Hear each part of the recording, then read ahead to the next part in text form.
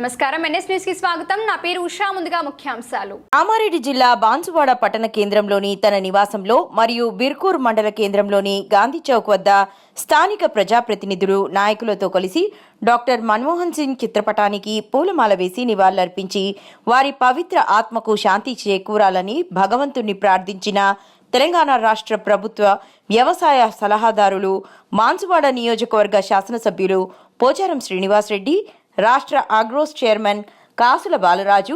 ఈ కార్యక్రమంలో పాల్గొన్న బాన్సువాడ పట్టణ మున్సిపల్ చైర్మన్ జంగం గంగాధర్, బిర్కూరు మండల మార్కెట్ కమిటీ అధ్యక్షులు.